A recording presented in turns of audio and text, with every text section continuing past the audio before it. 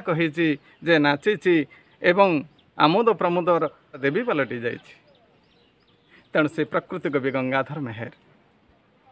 जन्म तांकर 1862 मसीहा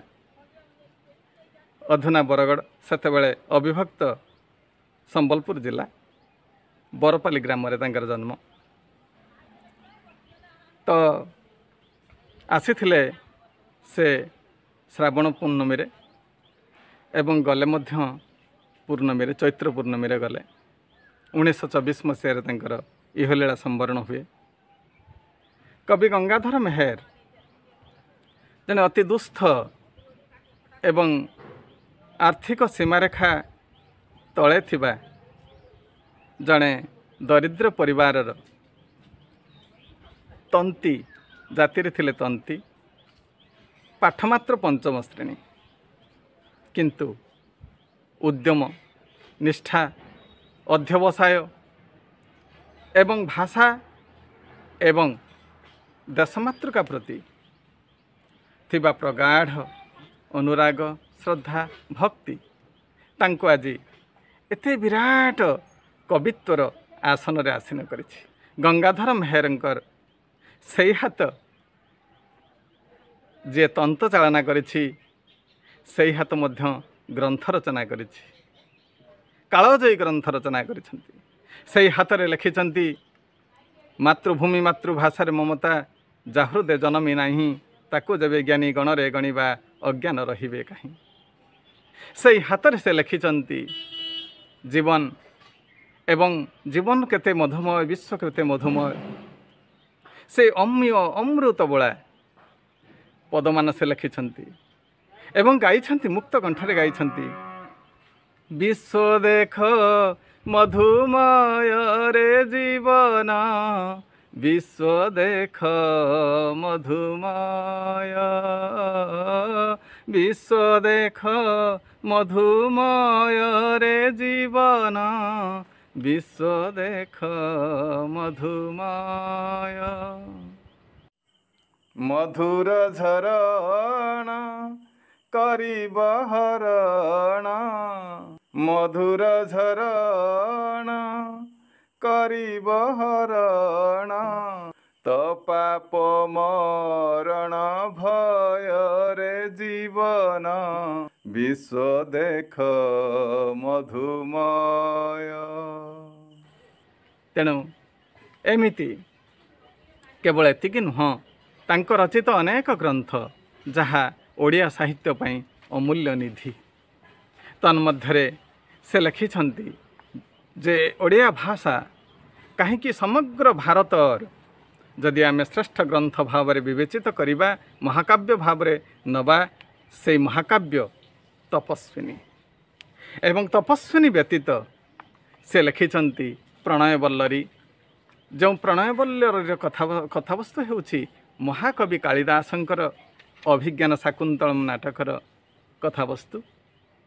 एवं से मध्य लिखिछन्ति रसरत्नाकर पिला माने रसरत्नाकर एमिति एक काव्य जो काव्यर प्रत्येक पदर प्रथम अक्षर र रे आरंभ एवं जे शेष अक्षर मध्य र रे शेष लिखिछन्ति से इंदुमती किचकबद्ध आउ एथि सहित मध्य तांकर अनन्य साहित्य कृति भितरे जे किछि रहिछि आमर कविता बळी रहिछि से कविता बळी भितरे हेउछि कृषक संगीत अर्घ्य थाली कविता कल्लोल इत्यादि इत्यादि। तेबे आज जो कविताटी आम पढ़ा तारा सूर्य ए कविताटी कविंकर प्रसिद्ध कविता ग्रंथ अर्घ्य थाली आनीत। यह एक प्रतीक धर्मी व्यंजन धर्मी खेदोक्ति धर्मी कविता ये जो थे गोटे तुलनात्मक समीक्षा करा जायछि तारा एवं सूर्य मध्य। यही कविता रचना क्षेत्र में अनेक गुड़े पृष्ठभूमि अच्छी तन्मध्य रही तांकर व्यक्तिगत जीवन जिज्ञासा सहित जड़ित थिबा किछि कथा तत्कालीन समय रे गोटे पटरे अछंती ओडिया साहित्यर नवजुगर प्रवर्तक से होछंती कविवर राधानाथ राय एवं सही समय रे अन्य प्रांतरे लेखुछंती ରଙ୍ଗା ଜୀବ ଗଙ୍ଗାଧର ମେହେର ପ୍ରକୃତିର କାବ୍ୟ।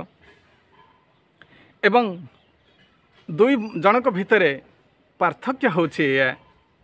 ସେ ହେଉଛନ୍ତି ରାଧାନାଥ ହେଉଛନ୍ତି ପାଶ୍ଚାତ୍ୟ ଶିକ୍ଷା ଦର୍ଶନ ଇଂରାଜୀ ଭାଷାର ଜଣେ ପ୍ରବୀଣ ପଣ୍ଡିତ, ଅଥଚ ରଙ୍ଗାଜୀବ ଗଙ୍ଗାଧର ହେଉଛନ୍ତି ମାତ୍ର ପଞ୍ଚମ ଶ୍ରେଣୀ ପାଠ ପଢ଼ିଥିବା ଜଣେ ସାଧାରଣ ପଢ଼ୁଆ ମଣିଷ।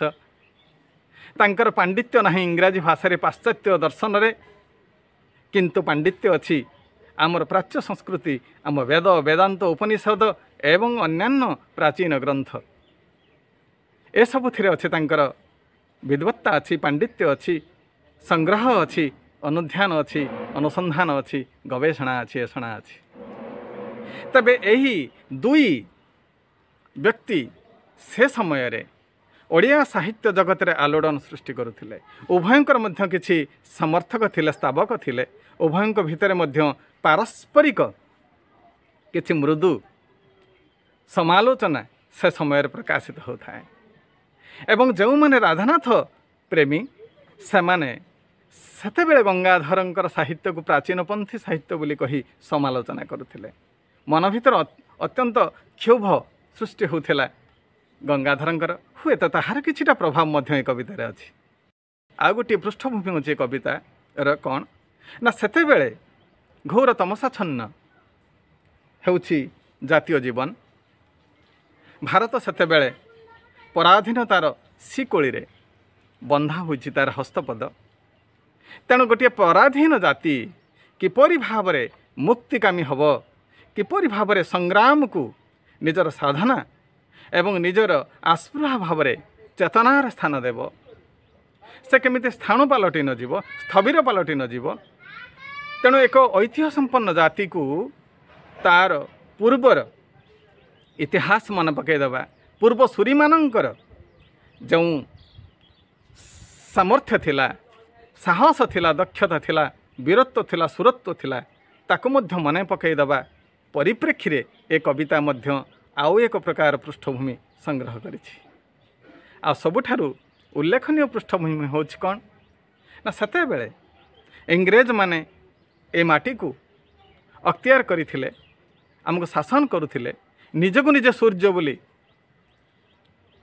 ଯେ ପ୍ରତୀୟମାନ କରୁଥିଲେ ନିଜକୁ, ଏବଂ ନିଜର ଯେଉଁ ଦକ୍ଷତା ଅଛି, ପାଣ୍ଡିତ୍ୟ ଅଛି, ଯେ ବୁଦ୍ଧି ଅଛି, ବିଚକ୍ଷଣତା ଅଛି ଏବଂ ଦକ୍ଷତା ଅଛି, ଶାରୀରିକ ଶୌର୍ଯ୍ୟ ଅଛି, ଏଇ ସବୁକୁ ନେଇ ସେ ଗର୍ବ କରୁଥିଲେ ଏବଂ ଏ ଅଞ୍ଚଳର, ଏ ଭାରତ ଭୂଖଣ୍ଡର ଜନସାଧାରଣକୁ ଅତି ନ୍ୟୁନ ଦୃଷ୍ଟିରେ ଦେଖୁଥିଲେ। ତାଙ୍କ ଦୃଷ୍ଟିରେ ଏମାନେ ଥିଲେ ତାରକା ସଦୃଶ ମିଞ୍ଜି ମିଞ୍ଜି ଆଲୋକ ପ୍ରଦାନକାରୀ ଏବଂ ସେମାନେ ହେଉଛନ୍ତି ପ୍ରଚଣ୍ଡ ମାର୍ତ୍ତଣ୍ଡ ସ୍ୱରୂପ ସ୍ୱୟଂ ସୂର୍ଯ୍ୟ। ତେଣୁ ଏଇ ଯେଉଁ ଗୋଟେ ବିବାଦମାନ ପୃଷ୍ଠଭୂମିକୁ ନେଇ ଏବଂ ଗୋଟେ ତୁଳନାତ୍ମକ ସମୀକ୍ଷା କରିବା ପାଇଁ ଗୋଟିଏ ପଟରେ ସେ ଜାତିକୁ ଦେଉଛନ୍ତି ଆହ୍ୱାନ, ଅନ୍ୟ ପଟରେ ଯେଉଁମାନେ ଏ ଜାତିକୁ ତାଚ୍ଛଲ୍ୟ କରୁଛନ୍ତି ସେମାନଙ୍କୁ ମଧ୍ୟ ଦେଉଛନ୍ତି ଚେତାବନୀ।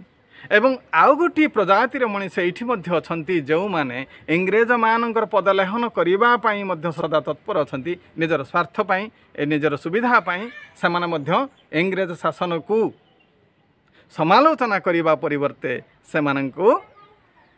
ସମର୍ଥନ ଦେଉଥିଲେ, ସେମାନଙ୍କ ଉଦ୍ଦେଶ୍ୟରେ ପ୍ରଶସ୍ତି ଗାନ କରୁଥିଲେ। ସେମାନଙ୍କ ଯେ ଉଦ୍ଦେଶ୍ୟରେ ମଧ୍ୟ ଅଛି, ଏଥିରେ କଟୁକ୍ତି ଅଛି, ଶାଣିତ ଯେ କଟାକ୍ଷ ଅଛି। ଯାହା ହେଉ, ଆମର ଆଜି ଯେଉଁ କବିତାଟି ଆମେ ପଢ଼ିବା ସେଥିରେ ଯେ ବିଦେଶୀ ଶାସନକୁ କବି ଏଠି ଆମ ସୂର୍ଯ୍ୟ ଆମ ପାଇଁ ସବୁଠୁ ଉଜ୍ଜ୍ୱଳ ବୋଲି କହି ସ୍ୱାଭିମାନର ବାର୍ତ୍ତା ଦେଇଛନ୍ତି। ସେମାନଙ୍କୁ ମଧ୍ୟ ସୂଚାଇ ଦେଇଛନ୍ତି ଯେ ଆମର ମଧ୍ୟ କିଛି ସାମର୍ଥ୍ୟ କମ୍ ନାହିଁ, ଆମର ମଧ୍ୟ କିଛି ଯେ ପ୍ରତିଭା, ପ୍ରଜ୍ଞା ଏବଂ ପାଣ୍ଡିତ୍ୟର ଅଭାବ ନାହିଁ। କେବଳ ଦୀର୍ଘ ଦିନର ଶୃଙ୍ଖଳବଦ୍ଧ ଜୀବନ, ଦୀର୍ଘ ଦିନର ପରାଧୀନତା ଗୋଟେ ଜାତିକୁ କେମିତି ନିଶ୍ଚେଷ୍ଟ କରିଦେଇଛି, ଗୋଟେ ଜାତିକୁ କେମିତି ଦୁର୍ବଳ କରିଦେଇଛି, ହୀନମନ୍ୟ କରିଦେଇଛି, ତାହା ହିଁ କେବଳ ସେ ଉଲ୍ଲେଖ କରିଛନ୍ତି ଏ କବିତାରେ। ଏବଂ ମଧ୍ୟ ଯେଉଁମାନେ ପୂର୍ବର ଐତିହ୍ୟ କଥା ମନେ ପକାଉନାହାନ୍ତି, ସେମାନଙ୍କର ସାମର୍ଥ୍ୟ ସେମାନଙ୍କର ସୁରତା ବୀରତାର ଗାଥାକୁ ଯେଉଁମାନେ କେବେ ହେଲେ ସ୍ମରଣ ନ କରି ଗୋଟେ ନିର୍ଜୀବ ପ୍ରାୟ ବିଦେଶୀମାନଙ୍କର ଶାସନକୁ ମାନି ନେଇଛନ୍ତି ସେମାନଙ୍କ ଉଦ୍ଦେଶ୍ୟରେ ମଧ୍ୟ ଦେଇଛନ୍ତି ଶାଣିତ ଗୋଟେ ଚେତାବନୀ ଏବଂ ଆହ୍ୱାନ। ତ ଆସ ଦେଖିବା କବିତା ପ୍ରଥମ ପରେ ପ୍ରଥମ ଦ୍ୱିତୀୟ ପଦ ଏମିତି ଗୋଟିଏ ପରେ ଗୋଟିଏ ପଦକୁ ଆମେ ଯିବା। କବିତା ଭିତରକୁ ଆସ ପ୍ରବେଶ କରିବା। ପ୍ରଥମ ପଦରେ କବି କହୁଛନ୍ତି, ହେ ତାରକା ଗଣ କିମ୍ବା ଦିଶ ସାନ ସାନ ତୁମେ ପରା ଅଛ କେତେ ରବିରଶ୍ମି ମାନ। ଦେଶବାସୀଙ୍କୁ କହୁଛନ୍ତି, ହେ ତାରକା ଗଣ ତମେ ପ୍ରକୃତରେ ସୂର୍ଯ୍ୟ କ'ଣ ସୂର୍ଯ୍ୟଠାରୁ ଆହୁରି ମଧ୍ୟ ଦେଦୀପ୍ୟମାନ, ଆହୁରି ଅଧିକ ବୃହତ୍ ବ୍ୟାପକ। ତେଣୁ ତୁମେମାନେ ସୂର୍ଯ୍ୟ ଭଳି ରଶ୍ମିମାନ ଅଟ, ଅର୍ଥାତ୍ ଉଜ୍ଜ୍ୱଳ ଆଭା ଏବଂ କିରଣଯୁକ୍ତ ଅଟ। ତୁମ ନିକଟରେ ଅଛି ପ୍ରତିଭା ଜ୍ଞାନର କିରଣ, ତା ସତ୍ତ୍ୱେ ତୁମେମାନେ ଏତେ ସାନ ସାନ କାହିଁକି ଦିଶୁଛ? ତେଣୁ ଦେଶବାସୀଙ୍କୁ ତାରକା ଏବଂ ବିଦେଶୀ ଶାସନ ଏବଂ ଶାସକକୁ କୁହାଯାଇଛି ଏଠି ସୂର୍ଯ୍ୟ। ଏବଂ ତା ପରପଦରେ କହୁଛନ୍ତି, ଦିବସେ ନଦିଶି କିମ୍ବା ରଜନୀରେ ଦିଶ ପ୍ରଭାକର ହୋଇ ତୁମ୍ଭ ମନେ ଭୟ କିସ। ତେଣୁ ଯେଉଁମାନଙ୍କ ମନରେ ଭୟ ଥାଏ, ଯେଉଁମାନଙ୍କ ମନ ଭିତରେ ଅଜ୍ଞାନତା ବସା ବାନ୍ଧି ଥାଏ, ସେମାନେ ଆଲୋକକୁ ସାମ୍ନା କରିପାରନ୍ତି ନାହିଁ ପିଲାଏ। ସେମାନେ ଦିବସରେ ଦୃଶ୍ୟମାନ ହୁଅନ୍ତି ନାହିଁ। ସେମାନେ ନିଜକୁ ଲୁଚେଇ ରଖନ୍ତି, ଦୂରେଇ ରଖନ୍ତି ଅନ୍ୟମାନଙ୍କ ଠାରୁ। ତେଣୁ ଦେଶବାସୀମାନଙ୍କ ମଧ୍ୟରେ ଯେଉଁମାନେ ସେମିତି ସୁରତା ବୀରତା ଜ୍ଞାନ ପ୍ରତିଭାର ପ୍ରତୀକ ଯେଉଁମାନେ, ସେମାନେ ତାରକା ସଦୃଶ ମିଞ୍ଜି ମିଞ୍ଜି ହୋଇ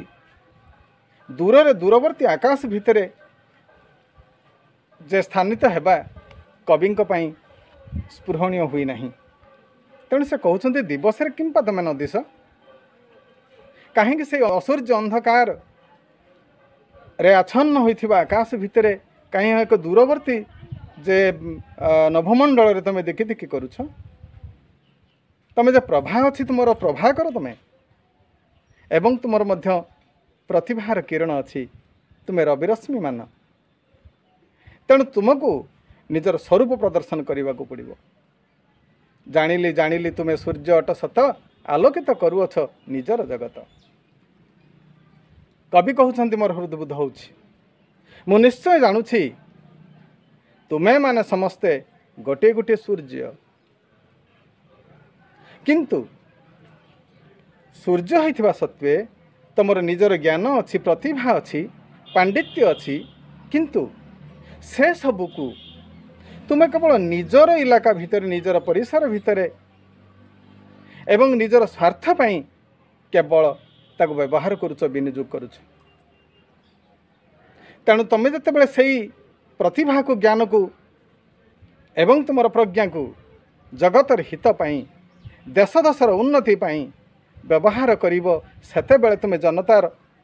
ନିକଟବର୍ତ୍ତୀ ହେବ, ସେତେ ତୁମେ ଉଦ୍ଭାସିତ ହେବ ଏବଂ ତୁମର ପ୍ରଭାରେ, ତୁମର ଆଲୋକରେ ସାରା ଜଗତ ଆଲୋକିତ ହୋଇଯିବ। ଆମ୍ଭ ଭାସ୍କରକୁ ତୁମ୍ଭ ରାଜ୍ୟ ଲୋକ ସାରା ବୁଲୁଛନ୍ତି ଗଗନର କ୍ଷୁଦ୍ର ଏକ ତାରା। ଏଇଠି ଆଉ ଏକ ତୁଳନା ଆସିଲା, ଆମ୍ଭ ଭାସ୍କରକୁ ତୁମ୍ଭ ରାଜ୍ୟ ଲୋକ ସାରା। ବିଦେଶୀମାନଙ୍କୁ ମଧ୍ୟ ଏ ଆକ୍ଷେପ ଥିଲା ଯେ, ହେ ବିଦେଶୀ ଗଣ, ତୁମେମାନେ ଏଇଠି ଆସି ତୁମ ନିଜର ପରାକାଷ୍ଠା ଦେଖାଉଛ, ନିଜର ପ୍ରତିଭା ଦେଖାଉଛ, ନିଜର ଦକ୍ଷତା ପ୍ରତିପାଦନ କରି ଆମ ପାଇଁ ତୁମେ ସୂର୍ଯ୍ୟ ଭଳି ପ୍ରତୀୟମାନ ହେଇଛ, ନିଜକୁ ସୂର୍ଯ୍ୟ ଭଳି ପ୍ରତୀକିତ କରୁଛ। ଆମର ଯେଉଁମାନେ ସବୁ ଅଛନ୍ତି ପ୍ରତିଭାଧାରୀ, ସେମାନଙ୍କୁ ତୁମେ ତୁଚ୍ଛ ମଣୁଛ ଏବଂ ଟିକି ଟିକି ତାରା ବୋଲି କହି ସେମାନଙ୍କର ପ୍ରଜ୍ଞାକୁ ଉପହାସ କରୁଛ। କିନ୍ତୁ ଆମ୍ଭ ଭାସ୍କରକୁ ତୁମ ରାଜ୍ୟ ଲୋକ ସାରା ବୋଲୁଛନ୍ତି ଗଗନର କ୍ଷୁଦ୍ର ଏକ ତାରା। ତୁମ ରାଜ୍ୟରେ ଯେଉଁ ଲୋକମାନେ ଅଛନ୍ତି, ଯେଉଁଠି ତୁମର ଯେ ଆଧିପତ୍ୟ ଅଛି, ସେ ରାଜ୍ୟର ପ୍ରଜା ତୁମମାନଙ୍କୁ ସୂର୍ଯ୍ୟ ବୋଲି କହୁଛନ୍ତି ଏବଂ ଆମର ଏଇ ବିଦ୍ୱାନ ଗଣକୁ, ଆମର ଏଇ ଦେଶବାସୀ ବିଭିନ୍ନ ବର୍ଗରେ ନିଜର ପ୍ରତିଷ୍ଠା, ନିଜର ପ୍ରତିଭାକୁ ପ୍ରଦର୍ଶନ କରିଛନ୍ତି, ଦକ୍ଷତା ପ୍ରଦର୍ଶନ କରିଛନ୍ତି, ନେତୃତ୍ୱ ନେଉଛନ୍ତି ଦେଶର, ए स्वाधीनता संग्राम से ताच्छल्य करुछंती जे छोट छोट तारा बोली कही तुम्भ राज्य तुम्भ आगे आंभर भास्कर नदी सन्ति तेणु दिने नहुओ भास्वर। तेणु हे तारा माने तुमे तुम राज्य रहीछ लुकायित हुई अथच आमर राज्य को आसी कबलित करुछि विदेशी सूर्य। कौन नहीं ए देश रे प्रज्ञा नहीं ज्ञान नहीं सभ्यता नहीं संस्कृति नहीं ना साहित्य नहीं ना कौन नहीं अथच एसबू जिनिस तथाकथित सूर्य बोली निजक प्रतिपादित करुछि बा विदेशी शासक माने देखि मध्य न देखिला भली ताको हेयज्ञान करुछंती। दिवसर आकाश रे तारा मानक बा देखिबो किए तेणु से तो लुकायित ना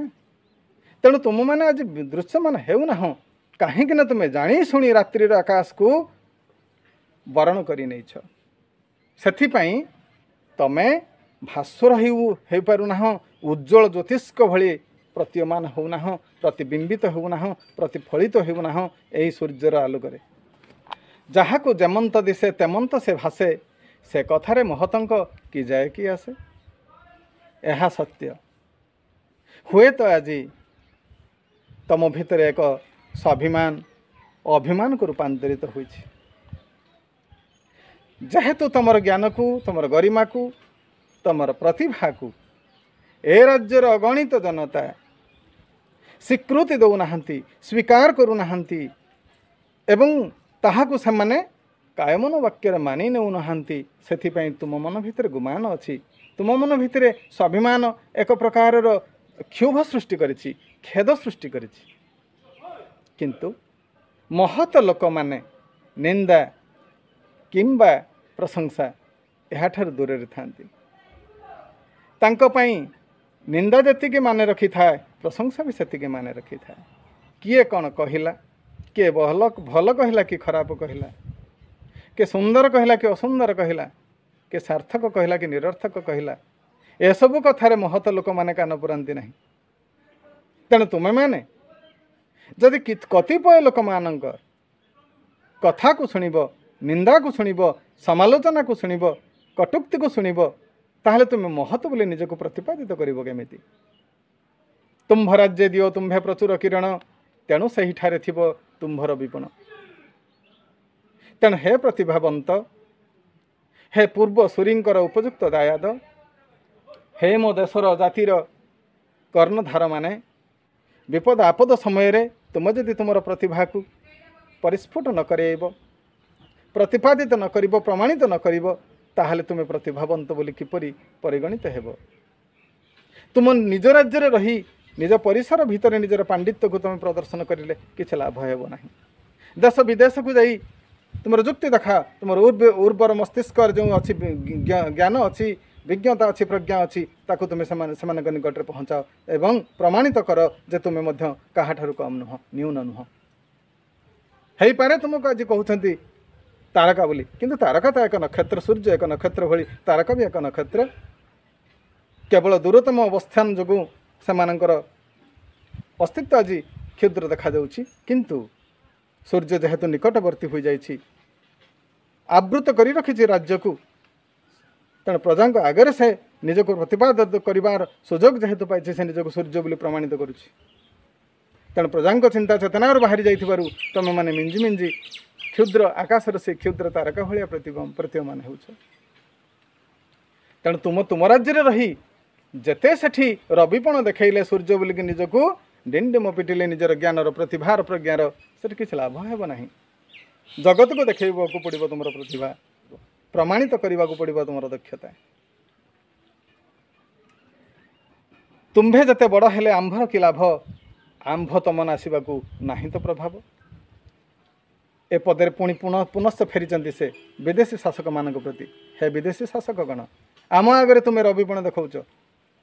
तुम्हें सूर्य बोलिक निजक प्रतिपादित करुछ प्रमाणित करुछ किंतु से सूर्य आमर आवश्यक नहीं कारण से सूर्य आमर तम नाश कर आम अज्ञानता दूर कर आमर जो तम बोले अज्ञानता रूपक अंधार आमर अंधकार कौन ना आम समाज रे जो अच्छी दारिद्र्य अच्छी अशिक्षा अच्छी कुसंस्कार अच्छी अंधविश्वास अच्छी ये सब हूँ आम समाज तम से तमें जिते बड़ हेले भी सुधा तम राज्य तुम्हें बड़ आंभ तम नासवाकू नहीं तो प्रभाव तमर कदापि प्रभाव नहीं पराकाष्ठा नहीं दक्षता नहीं आम समाज तम दूरीकरण करने अंधकार दूरीकरण करने अशिक्षा दारिद्र्य निष्पेषणा निर्यातना एवं मनीष भितर जो विभेदर पाचेरी को भांगी देवाई तुम निकट से सामर्थ्य नहीं तुम्हें शासन कर जाच लुंठन कर जाच शोषण कर जाच किंतु मनीषर हृदय को जय कर शिखिना मनीष को मनीषर आसन देवाई तुम विवेक नहीं तुम हृदय से सद्बुद्धि नहीं तेणु जे जार हित करे ननेले ता नाम आंभ देशे कहू ताकू निमक हाराम बहुत भाग्य तुमर ए देश को आसीछ ए देश को लुंठन करुछ ए देश लुण खाऊच अथच ए देशर गुण गाऊना तमें जो देशर लुण खाऊच से देशर गुण न गाइले से लोकंकर गुण न गाइले से निमक हाराम बोली कहा जाए तेणु निमक हाराम भली अर्थात कृतघ्न अकृतज्ञ तुम्हें माने एवठू तुम्हें सबकिछि संपद लुंठन करुछ अथच यही देशर लोक मान हीन चक्षुरे देखुच आम भाषा तुमको निमक हाराम कह तुमको सूर्य कह ना सूर्य तो देवता देवता तो समदृष्टि थाए समभाव थाए सी उत्तरण मार्ग दर्शाती तेणु मनीषर आत्मा को उत्तरित करने मनीष को मनीष ठार आहरी उन्नतर स्थान में नहीं अवस्थापित करने सूर्य प्रयास करिथांती से सम दृष्टि थाए क्या उच्च क्या नीच भावना भितर जो स्थान देवा नहीं आदर्श नुहे सूर्यंकर तेणु जार हित जे जार हित करे न नेले ता नाम जी जार हित करुची तार जदि आमे नाम न नबा ताहले आमे ताकू कृतघ्न बोली कहू ठीक सेमिति तमे किछि दिन धरि हमर शासक होइछ आम मानकर सुख दुख जहाँ तुम्हें करिछ सेथिपाई आमे तुमको कृतज्ञता ज्ञापन करुछ नहले आमे भी तुम निकट निमक हाराम हो जीवु एवं सबुठारु बड़ा निमक हाराम तमें कारण एवठू ही सबकिछि तुम संपद नहीं यही लोक मानक ही तुम अवहेलित करिछ जा हो प्रत्येक पंक्ति रे पृष्ठभूमि भितर पार्थक्य रही केतेबेले आम निज लोक मानक प्रति आक्षेप करिसेंती कवि केतेबेले विदेशी मानक प्रति करिसेंती आक्षेप कवि तेणु प्रत्येक पंक्ति भितर तार अंतर्निहित भावटा बुझा दरकार कवितार दुईटी भाव थाए गोटे साधारण भाव आउ एक थाए अंतर्निहित भाव साधारण भाव में आम जहाँ देखू सेटा प्रकृत कविंकर उद्देश्य नुह कविंकर उद्देश्य लुचि रही थाए ताको आम परिप्रकाश करने दरकार जा हो पिला माने आज तम मानकु तार सूर्य कविता अंतराल रे थिबा किछि गहन कथा तुमको कहली तापरे प्रश्न उत्तर को आसीबा प्रथम जो अच्छी किछि क्षुद्र प्रश्न उत्तर तार मु संक्षेप उत्तर दूची प्रथम जे एक नंबर प्रथम प्रश्नटी अच्छी केउ मानकु रविपरी रश्मि मार बोली कहिसेंती कवि से दूर आकाश रे जो दिकी दिकी करुथिबा तारागण को अर्थात ए देशर जनता को ए देशर प्रज्ञावान मनीष मान प्रतिभाधारी मानकु कवि जे कहिसेंती जे तमे माने प्रकृति रे रश्मिमान तम निकट रे प्रतिभार रश्मि अछि परवर्ती प्रश्न रे पचरा जाइछि सेमानक मन रे भय अछि बोली कवि काहे के उपलब्धि करिसेंती भय थिबा लोक माने आलोक रे निजको प्रकाशित करि परिबो नाही अन्य आगरे निजको परिप्रकाशित करिबो नाही से अंधकार को ही पाथेय करिबो वर्ण करि नेबो ठीक जेमिति आकाशर तारा माने अंधकार रात्रि को ही पाथेय करिथांती सेइथिपई आम देशर प्रज्ञाधारी माने आज विदेशी सरकार को भय करी सेमाने निज निजर गोटे असूर्य अंधकार परिवेष्टित क्षुद्र परिमंडल भितर निजको जे अवस्थापित करिछंती हला परवर्ती प्रश्न आंभ भास्कर काहाको लक्ष्य करी कहा जाइछि एठी दुई प्रकार उत्तर आसीबो प्रथमतः आमको शासन करुथिबा विदेशी शक्ति मानक आंभ भास्कर बोली कहा जाइछि तात्सल्य रे द्वितीयत मध्य आउ एक प्रकार अर्थरे कवि मध्य कहवाक चाहती प्रकृत पक्ष आमर जो माने भास्कर से माने आज तारका भलिया लुचिछंती आत्मगोपन करिछंती तेणु प्रकृत प्रज्ञा प्रतिभा जो मानक निकट अच्छे ज्ञान प्रज्ञा प्रतिभा अनुभूति संपन्न व्यक्ति मानक भास्कर कह जाइछि जो माने प्रकृत रे ज्ञानर आलोकरे जगत को उद्भासित करने सक्षम से माने होउछन्ति भास्कर। तेणु निजर दक्षता बल निजर सामर्थ्य बल आंभ मान को जो मैंने पदानत करिसेंति से विदेशी शासक मैंने एठी जो परोक्ष बा साधारण अर्थरे भास्कर पदवाच्य किंतु कविंकर अंतर्निहित भाव में किंतु अच्छी प्रकृत में आम देश जो मैंने प्रज्ञा पांडित्य जो मान निकट अच्छी से होती भास्कर। परवर्ती प्रश्न अच्छी आंभे चाहू थाऊ तांकर उदय किए कहार उदय चाहूँगी तांकर उदय आम चाहूँ अर्थात जो मैंने होती प्रकृतर जे प्रतिभावान जो मैंने आम जातिर उत्थान करने आम जातिर अज्ञानता अंधकार को नाश करी आम लोक मान निकट ज्ञानर आलोक पहुँचवाई स्वाधीनतार आलोक पहुँचवाई सक्षम से जातिर कर्णधार मानू ए देशर प्रतिभावंत मानू कहुई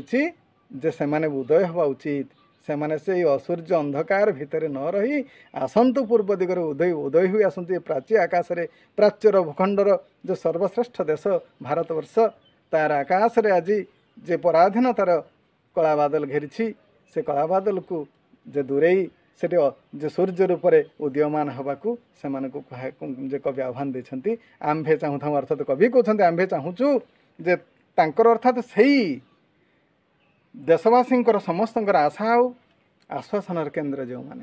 जो मैंने प्रकृत में भाग्य आकाश रे उदय हेले तांकर अंधकार दूरीभूत हो दारिद्र्यर जे अशिक्षार एवं जते जते प्रकार एठी अच्छी सब समस्या अच्छी से समस्यार अंधकार को जो दूरीभूत कर से रविंकर उदय आम चाहूँ है पिला माने एबे कविताटी को तुम भल भाव बुझिल आउ थे थे पढ़ निजे निजे पढ़ एवं आउ टिके टिके ताको मध्य अनुशीलन करिवो